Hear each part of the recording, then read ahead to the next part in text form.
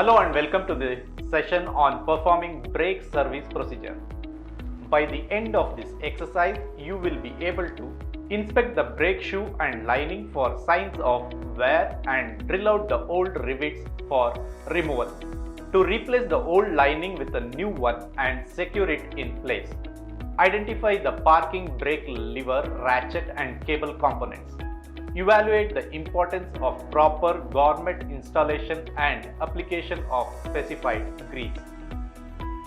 Tools and equipments required: trainee's toolkit, feeler gauge, C-clamp, flat reed drift, oil can, disc puller, one vehicle, one set jack and horse stand, and one bench vise.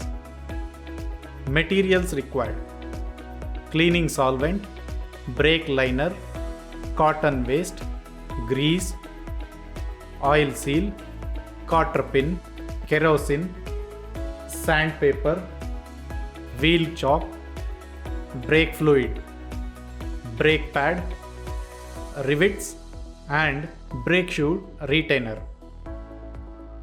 Let's initiate the session by taking steps to remove the existing lining and install a new one. First, we begin by thoroughly checking both the brake shoe and lining for any signs of wear. This helps us catch and address any potential issues before moving forward. The next step is to get rid of old rivets, and it's crucial to file away any burrs or high spot to make sure we have a clean surface to work with. After that, we remove the old lining, and to replace it, choose a new brake lining that matches the size of the drum, making sure it fits perfectly. Now, selecting the right rivets is important. So, for a secure attachment, we should use a rivet which is matching to the hole size. Clean the contact surface of both the shoe and lining to promote effective bonding. Align the rivet holes on the brake lining with precision and secure the linings to the brake shoe using C-clamp in a vise. Adjust the clamps close to the rivet holes for stability during the riveting process. Now start riveting from the center towards the ends, adhering to manufacturer's specifications. Driving the rivets squarely into the holes with a flat head drift ensures a secure and robust connection, minimizing the risk of misalignment or instability in the brake lining assembly. After riveting, carefully check the gap between the brake lining and shoe using a feeler gauge.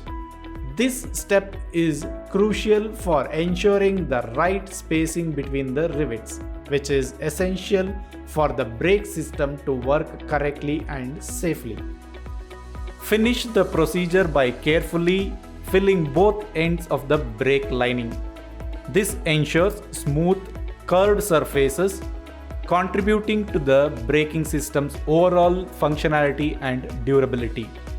This meticulous procedure guarantees a reliable and efficient brake lining replacement.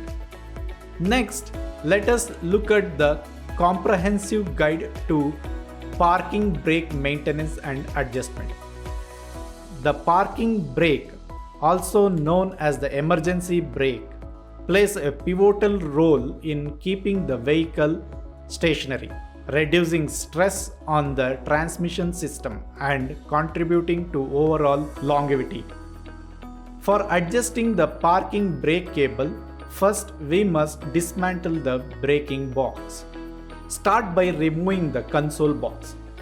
This step is essential as it allows for further disassembly and adjustment of the parking brake system. Next, we proceed to loosen the adjusting nut and detach the parking brake cable, a vital link in the braking mechanism. Proceed by detaching the parking brake switch assembly and removing the parking brake lever assembly. These components play a vital role in the functionality of the parking brake system. As you remove each part, ensure you keep track of the hardware to facilitate smooth reassembly later. The next step is to remove the wheel and brake drum to access the brake shoes. Carefully follow the outlined procedure for removing the brake shoes, paying attention to details to avoid damage. Detach the parking brake cable from the brake shoe and remove the cable retaining in the rear of the backing plate. Additional steps involve removing the rear seat cushion assembly and rolling up the carpet. This step is necessary for accessing the parking brake cable and adjusting its various parts. Moving forward, the disassembly continues by loosening the parking brake cable clamp and removing the entire parking brake cable assembly. This step is pivotal for gaining access to the inner working of the parking brake system.